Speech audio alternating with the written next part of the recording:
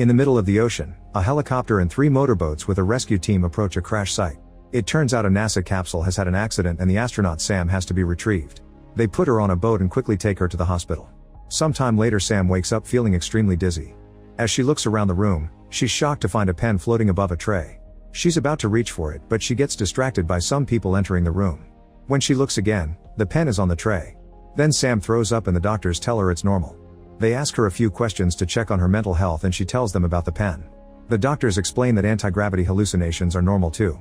Sam's hand is swollen but not broken, so she probably just hit her hand during landing. They want to know what happened, so she shares her story. Sam got some coordinates from mission control and everything seemed to be on track, but then she thinks she hit something. Sam believes she fell unconscious during freefall, but she isn't sure about that either. The doctors say that something pierced the capsule and broke her helmet. They don't know what it was, but they assume it was meteorite debris. The particles on her suit are being analyzed for answers. Later Sam is visited by her husband Mark and their daughter Izzy. However, since she's still in quarantine, she can only talk to them through a glass wall. Her father William also comes to see her and informs her that the Pentagon is going to join NASA to investigate the crash because they want to decode some mysterious frequencies they detected during her re-entry. A government house has been assigned to her so she can recover without reporters bothering her. A doctor interrupted the reunion to take Sam away for more tests. She touches Izzy's hand on the glass and promises to see her soon. When it's finally time for Sam to move, a full convoy takes her to the house in the middle of nowhere. Dr. Michelle gives her a tour, explaining that the government bought the land in the 50s for weapon testing and nowadays it's a house for diplomats. There's a telescope outside so Sam won't miss space. When she tries to use it, she hears a painful screech and starts feeling dizzy as she sees visions of strange memories. Michelle tells her it's common and comforts her until the noise disappears. Afterward, Michelle reminds Sazam to expect all kinds of symptoms like nosebleeds and hallucinations. She needs to concentrate on recovery if she wants to get back to work since she'll have an assessment test in 2 months. The doctors will come every morning to check on her. After the team leaves, Sam feels a terrible headache so she takes her temperature, but she has no fever. She also moves her bandage to check on her hand and notices an awful bruise. Then she starts unpacking, but she has to stop when her nose begins to bleed. Sam goes to the kitchen to get a cloth for her nose and receives a video call from her best friend Val. While they chat, Sam suddenly freezes and stares at the backyard for several seconds. Val keeps calling her name until she snaps out of it and Sam apologizes, saying she thought she saw something. After she moves to another room, something moves in the shadows outside. The chat continues and Val advises Sam to downplay her symptoms so she can get back to work soon. After the video call ends, the lights in the house start flickering and a loud noise can be heard in another room. Sam goes to investigate and finds the floor covered with dirt and rainwater. There's a chair on the floor and the backyard door is open. Sam goes outside to use the telescope. She looks around the woods and notices something moving in the shadows, but it quickly disappears. With a flashback in hand, she goes to the forest and throws a rock at the area where she saw the moving thing, not realizing that the mysterious being is now on the roof of the house. Suddenly she starts hearing the screeching sound and sees the same visions full of lights and people walking in a dark crash site. The next morning Sam wakes up and realizes she isn't wearing the bandage. She also notices that the bruise is spreading. While she makes breakfast, she's shocked to see an egg floating above the counter. Sam pokes it and it bobbles in the air, and when she grabs it and lets go, it continues to float. However, when the medical team arrives, the egg falls and breaks on the counter. The rest of the morning is spent with Sam going through dozens of tests. While exercising, she feels a sudden pain in her foot and claims it's just a cramp. After the tests are over, Sam lies down with ice on all the sore spots in her body. Michelle apologizes for the intensity but promises all the data they're collecting is very useful for the space program. She asks Sam if she's had any other symptoms, and Sam pretends she's been fine. After the medical team leaves, Sam calls Mark and tells him she'd like to go on a family trip after her recovery is done. Mark thinks it's a bad idea because he believes Izzy shouldn't see them together if they end up getting divorced. Sam is hurt and says they're still figuring things out, but Mark points out they almost lost her, so things have been hard. She was away for months for training, then she was out in space, and he knows she'll take another mission as soon as she can. A desperate Sam insists that they're very important to her and that she wants Izzy to have the family she didn't have. It's revealed that Izzy is adopted because the couple couldn't have kids, however Mark doesn't think it brought the closure they expected. Izzy interrupts the talk to show her drawing of her family with some space people in the sky. Afterward Sam goes for a walk in the woods and starts hearing the painful noise again. She grabs her head as visions of a search team in a smoky area flood her mind. When it finally stops, Sam looks down and is shocked to find a cable under the leaves. She starts following it and discovers a rock with a light in it. When she lifts it, she confirms the rock is fake and there's a camera under it. A worried Sam looks around to find another cable and following it reveals a second fake rock with a camera. As she starts making her way back, she trips on a tree root and hits her head.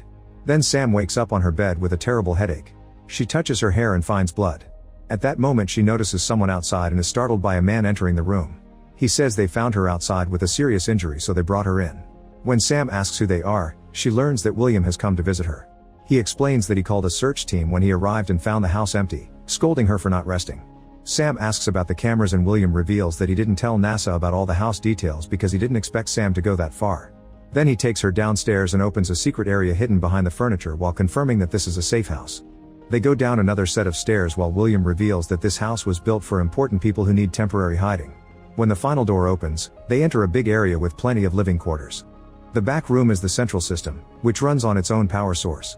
William turns on the computer and shows Sam that there are dozens of security cameras surrounding the house. In an emergency, the building shuts itself down behind 3 layers of the hardest materials known to man. There's also a defense system, but William doubts she'll need it. After they leave, the screens start glitching. After William leaves, Sam checks the state of her hand, noticing that the bruise is reaching his arm now. She takes a picture and sends it to Val before taking her medicine. Val replies that she just needs to put ice on the bruise and she'll be fine.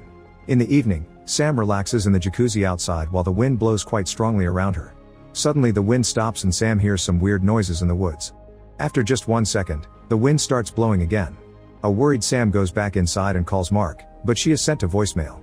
At that moment the lights start flickering, so Sam grabs a flashlight and goes to the balcony, but she doesn't see anything strange. When she goes back inside, the lights go out and a mysterious monster appears at the door. It takes Sam a minute to register what she just saw, and when she checks again, the monster is gone. Then the lights come back and Sam decides to open the door. She looks around with her flashlight but doesn't find anything this time either. Sam goes back inside and makes sure to activate the alarm when she locks the door. On her way to the bedroom, the house AI suddenly announces that there's been a breach, so lockdown is initiated. Metal panels raise to block all the doors and windows, leaving Sam locked inside. She immediately tries to make a call, but her phone has no service. After the screeching sound hurts her ears again, Sam hears a noise behind her and turns around, but there's nothing. A growling noise can be heard in the neighboring room, so a terrified Sam goes downstairs while the creature runs past her. Hearing it come closer, Sam rushes to the power switches and presses them all to no avail. The exit doors won't open either. At that moment the doorknob on the room door starts moving, only to stop when Sam points the flashlight at it. After some hesitation she decides to open it and goes out to investigate. Soon the lights flicker and a plant shakes by the window, startling Sam into dropping the flashlight. She quickly picks it up and looks at the plant, only to scream when a creepy hand suddenly touches the glass. Sam runs downstairs and opens the secret entrance, rushing into the bunker area to reach the security cameras. At first the screens don't appear to be working, but eventually she finds the right switch and turns them on. Sam looks at the area around the house and finds the terrifying creature crouching on the grass. However, when the light flickers, it disappears. Suddenly Sam is woken up by her phone ringing and she realizes she fell asleep on the computer desk. She rushes upstairs and finds William with his team, so she tells them there's something wrong with the generator. William confirms they detected some blackouts and sends his people to work. Sam tells him that something entered the house, so William promises to check the security footage. Afterward the tests begin. Michelle looks at the bruising and admits it doesn't look normal, so she'll make an appointment for x-rays. Sometime later Mark and Izzy come to visit Sam. While William spends some time with his granddaughter, Mark and Sam go to the woods to have a private talk. Sam tells him she saw a creature that isn't from this world and wonders if she brought an alien with her when she landed, since her mission was about broadcasting signals into space. Before Mark can respond, they're interrupted by Izzy. Then William and Sam check the security cameras. At the time Sam saw the monster, the screens start to glitch, but there are no monsters on the grass. William thinks she's seeing things because of her stress and reminds her to rest. After William goes upstairs, Sam makes the computer scan the house and it detects 9 people, which match her family and William's team. Izzy and her parents go for a walk in the woods and Mark actually shows some affection. Suddenly they hear a weird noise and notice that Izzy is missing. They desperately start looking for her until Izzy startles by appearing behind them with a dead bug on her hand. All bugs in the forest start screeching and one even crashes into a tree, scaring the family into leaving. The noises get louder as they run, into their shock, thousands of bugs start flying out of the woods. The family runs to hide in the house and watch in horror how all the bugs land on the windows to the point that they block the sunlight. Moments later, the bugs are gone and the glass is incredibly sticky. When the couple takes a look, they find all the bugs dead outside the windows. A cleaning team soon arrives to take care of the mess and a NASA officer theorizes it was an environmental issue. Sam asks for any updates on the tests they were running on her capsule, however the labs don't have the results yet. Mark leaves with Izzy but promises they'll visit her again tonight. Afterward Sam realizes her foot feels strange and takes off her shoe, only to discover her toe is bleeding. She rushes to the bathroom and takes off her sock to wash her toe, but a closer look reveals that the wound goes all the way up to her leg. When she touches her toe, she screams as the nail comes off. After bandaging her foot, Sam puts some ice on her bruised arm. The lights then start to flicker, so she pushes a table against the back door in fear. She also searches the internet for weird bug incidents and learns that geomagnetic disturbances may be the cause, which some people connect to UFO sightings and abductions. Pictures in the article show creatures and people with bruises like hers. Feeling something on her back, Sam runs to the bathroom and looks in the mirror to discover the bruising is on her shoulder blade too. The lights flicker again, so Sam rushes to activate the alarm before running downstairs. Weird noises can already be heard in the other rooms. At that moment, Mark calls to inform her he's on his way, and Sam asks him if she was a good mother, leaving Mark confused. As the lights continue to malfunction, the house AI announces another breach followed by lockdown. Sam tells Mark that there's something in the house before she hears some noises getting closer. Soon Mark's voice on the phone becomes gibberish. Sam's taking the stairs to the bunker when she suddenly feels an unbearable ache in her back that makes her fall. Sam rolls down the stairs and lands rather painfully. When she touches her back, her hand finds a mysterious gelatinous substance. After noticing that her cell phone is broken, Sam hears the noises upstairs and runs to the computer. She checks all the cameras, yet she can't see anyone. Then she scans the building and the computer tells her there's another person besides her. The screens start glitching as a monster finally appears inside the house, so a terrified Sam turns them off. The computer runs another scan and now confirms 2 more people on the upper floors. Sam tries a few buttons and the ceiling starts ejecting smoke in the corridor. She runs to the next room and finds the kitchen, only to hear the noises there. After hiding behind the furniture, Sam sees the reflection of the monster on the oven. Luckily it doesn't see her and moves away, but when she tries to sneak to the door, a second creature comes in and she has to hide again. Sam waits for this one to move too and rushes through the door. Next, Sam hides in one of the bathrooms and blocks the door with furniture. Suddenly her bruised hand starts aching, so she removes the bandage, only to discover that her skin is covered in a mysterious substance. The creatures are pounding on the door, so Sam hides in the shower right before they burst in. Noticing a vent, she kicks the lid in and manages to open a panel that lets her run between the walls. Outside the house, Mark and Izzy arrive and notice that the building is in lockdown. Mark tries to call Sam to no avail, so he leaves the car to investigate. Izzy sees something nearby and runs out on her own. Mark follows her and finds her pointing at a light in the forest. Back so Sam, she returns to the corridor and takes the stairs, but the monster grabs her leg and makes her fall. After some struggle, she manages to kick its paw off and keep moving. Sam sneaks into another space between walls as her wounds glow brightly. Eventually she finds a ladder and climbs out through a hatch in the forest. As she runs among the trees, more of her wounds start glowing and she keeps hearing the sound of the monsters, but not her family looking for her. On the road near the house, William arrives with a team of armed men. He reminds them that they're dealing with something very intelligent before sending them out. While the soldiers search the rest of the house, William goes to the bunker and finds a mess. In the forest, Sam falls on the ground and hears the monsters getting closer, so she begs for mercy.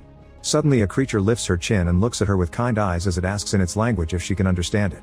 Sam surprises herself by understanding every word.